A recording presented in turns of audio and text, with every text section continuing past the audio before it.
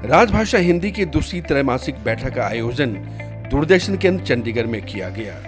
कार्यक्रम की अध्यक्षता क्लस्टर प्रमुख उप महानिदेशक अभियांत्रिकी सुमित गोयल ने किया। कार्यालय में 100% हिंदी में किए जा रहे कार्यों की समीक्षा की गई। ये सबसे ज़्यादा वो विजुअल चीज़ है। बोर्ड्स, नामपट, स्टैम्प्स तो हमारी ठीक है, मेरे को लग रहा है, फिर भी चेक कर लो एक बात है।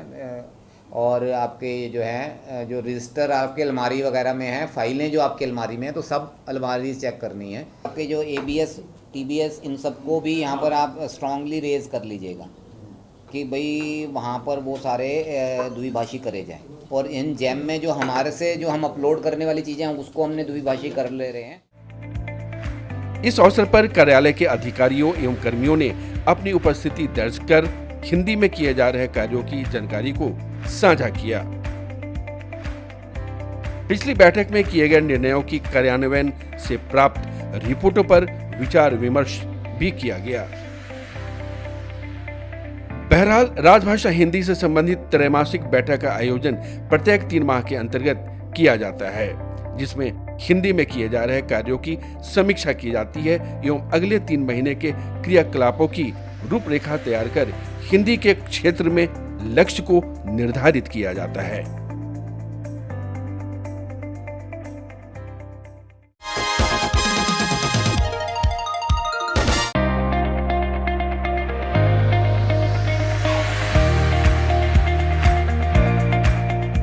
पिछले दिनों चंडीगढ़ में चर्चित कहानीकार शैली विज द्वारा रचित लघु कहानी संग्रह सारांश का लोकार्पण समारोह का आयोजन संपन्न हुआ।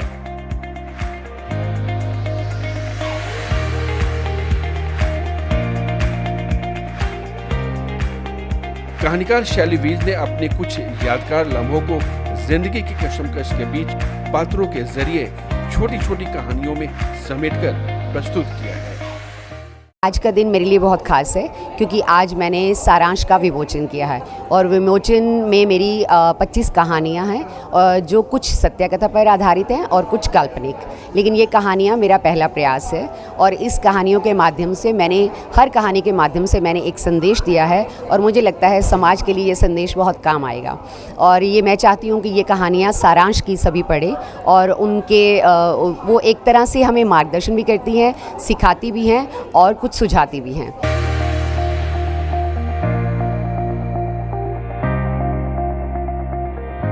इस लोकार्पण समारोह में ट्राई सिटी चंडीगढ़ के जाने माने साहित्यकारों ने अपनी उपस्थिति दर्ज कर कहानीकार शैली विज के इस प्रयास को सराहा। बहरहाल कहानीकार शैली विज का ये प्रयास आज के युवा लेखकों के लिए प्रेरणा स्रोत अवश्य बन सकेगा।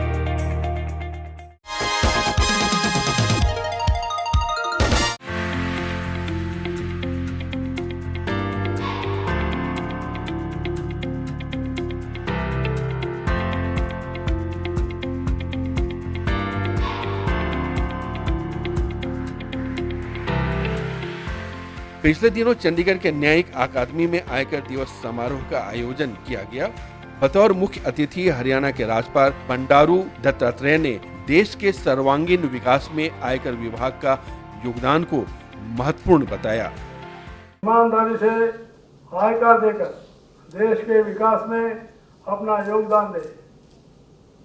आपके सहयोग के बिना कोई भी सरकार अपने नागरिकों को कोई ढांचागत सुविधाएं उपलब्ध नहीं करवा सकती है और नई जन कल्याण की कोई योजना चला सकती है।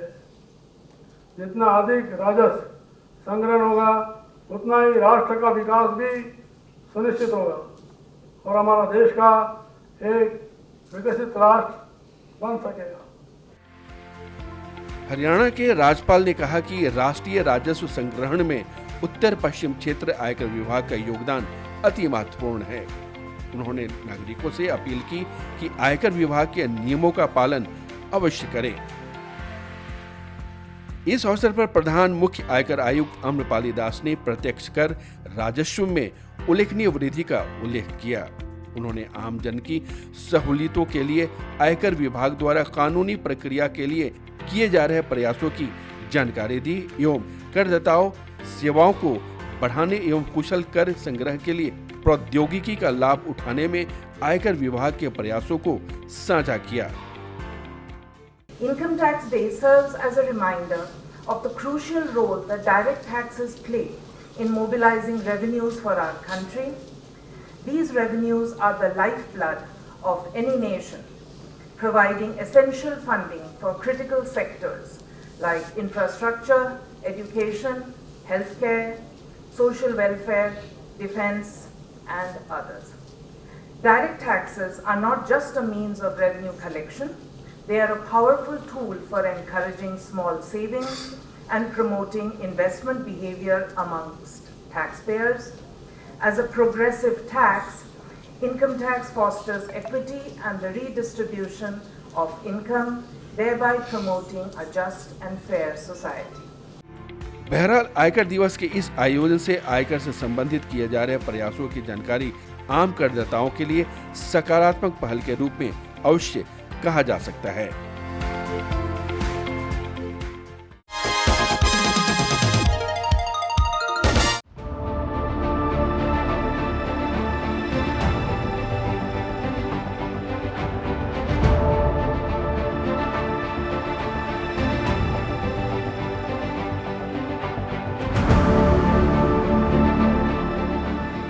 पिछले 23 जुलाई को प्रधानमंत्री नरेंद्र मोदी ने संसद में पेश किए गए बजट को समाज के हर वर्ग को शक्ति देने वाला बताया।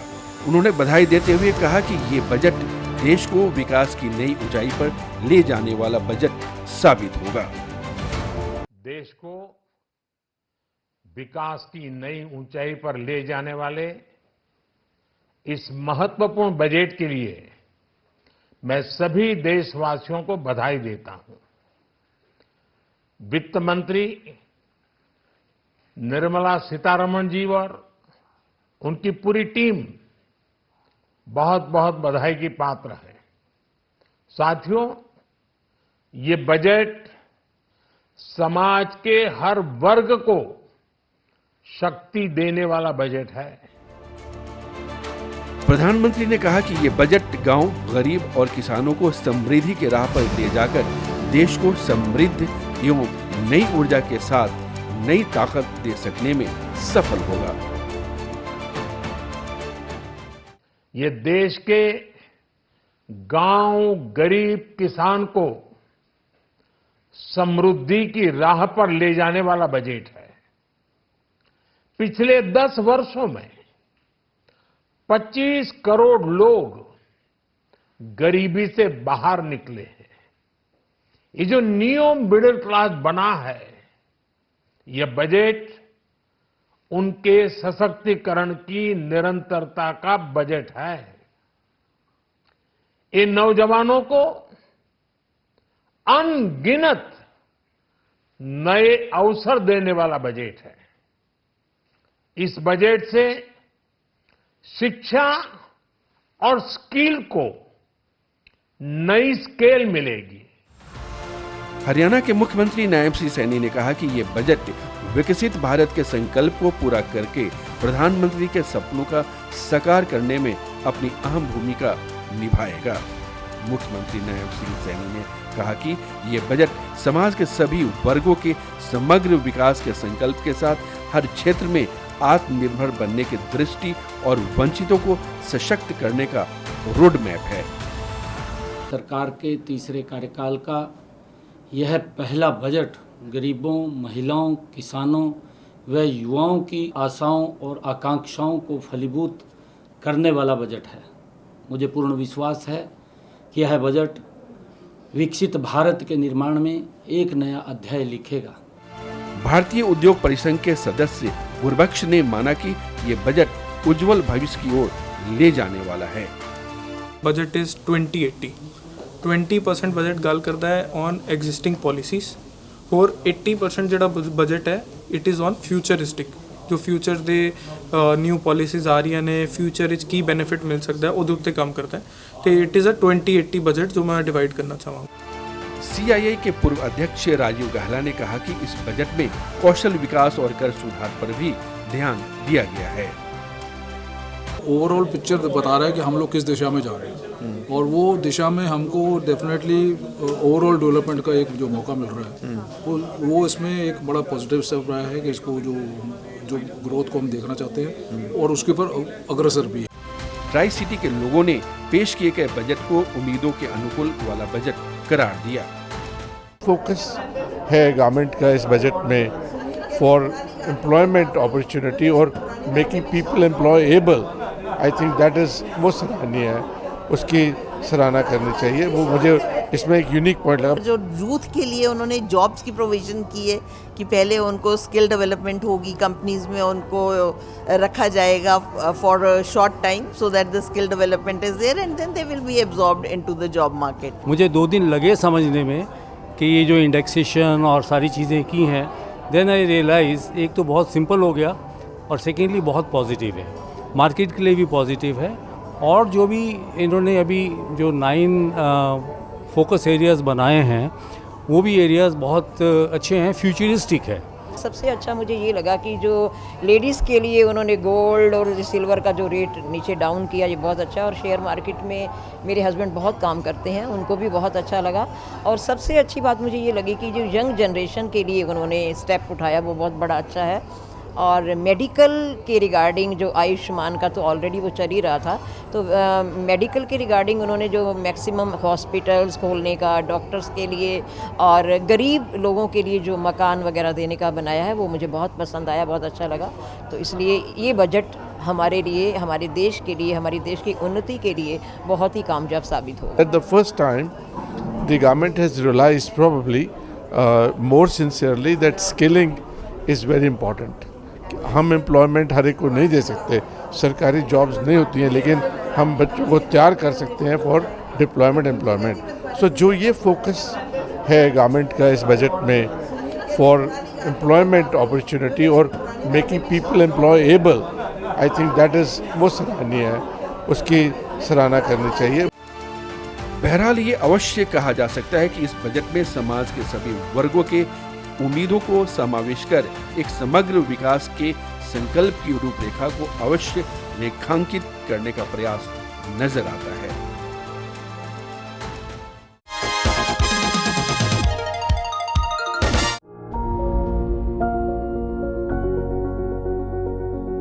पिछले दिनों चंडीगढ़ के पंजाब कला भवन में सुरिंदर छिंदा की पहली बरसी पर समर्पित गाना की 26 जुलाई को पोस्टर रिलीज किया गया। टुर गया यार सुरिंदर छिंदा, तू नई दुनिया ते रह गया। उजड़ा बुर्ज लाहौर दा साडा, ओए वेंदिया वेंदिया टह गया। ओए तैनू किहड़ियां बनावां ले टुरियां, ओए केड़े तेज हवावां ले टुरियां। ओए किथे टुर गया यारा, किथे टुर गया ओए यारा। इस अवसर पर पंजाबी म्यूजिक इंडस्ट्रीज के दिग्गज कलाकारों ने सुरिंदर छिंदा को याद किया। उस शख्सियत ਨੂੰ याद कर रहे हैं ਜਿਹੜੀ पंजाब ਦੀ ਮਿੱਟੀ ਨਾਲ ਜੁੜੀ ਹੋਈ ਸੀ। ਮੈਨੂੰ ਜਿੰਨਾ ਕੁ ਯਾਦ ਆਉਂਦਾ, ਜਦੋਂ ਬਚਪਨ ਦੀ ਹੀ ਗੱਲ ਹੈ ਕਿ ਸੁਰਿੰਦਰ ਸ਼ਿੰਦਾ ਜੀ ਨੂੰ ਜਦੋਂ ਮੈਂ ਪਹਿਲੀ ਵਾਰ ਦੇਖਿਆ, ਫਿਲਮ ਸੀ ਉੱਚਾ ਦਰ ਬਾਬੇ ਨਾਨਕ ਦਾ। ਉਹਦੇ ਵਿੱਚ ਇੱਕ हैंडीकैप किरदार दिखाया गया, दोने हत्थां दे विच क्रचेस फड़ के। और मैं जो उस वेले दी समझ ते अज दी जो मेरी समझ है कि जिस तरह फिल्मां च हुंदा, जो म्यूजिक दे विच जो चेंज आई संगीत दे विच, कि वो करैक्टर जिहड़े लोकां नूं अपने वल खिच्चदे सी, जिहड़े लोकां नूं महसूस हुंदे सी कि असीं ही हाँ, साडा ही इमेज झलक रहा, वो करैक्टर हुण गायब हो रहे ने। भावें फिल्मां दी गल कर लईए, ਭਾਵੇਂ ਸੰਗੀਤ ਦੀ ਗੱਲ ਕਰ ਲਈਏ,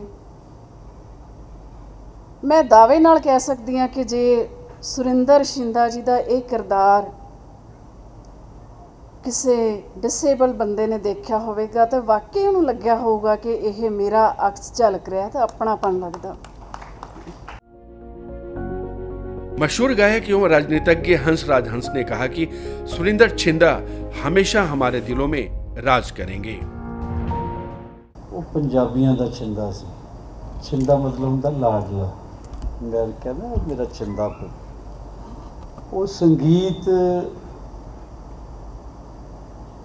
दे हवाले नाल, अपनी आवाज़ दे हवाले नाल, पहरावे दे हवाले नाल ते जाने ही जाते सन, लेकिन by nature as a person एक इंसानियत जिहदे च कुट के भरी है। छोटियां नूं सीने लाउण वाला, वड्डियां दा एहतराम करन वाले ऐसे फनकार कदी कदी पैदा होंदे। इस तरह से पंजाब कला भवन में आयोजित पोस्टर रिलीज समारोह के अवसर पर पूरा माहौल सुरिंदर छिंदा की यादों में गमगीन रहा।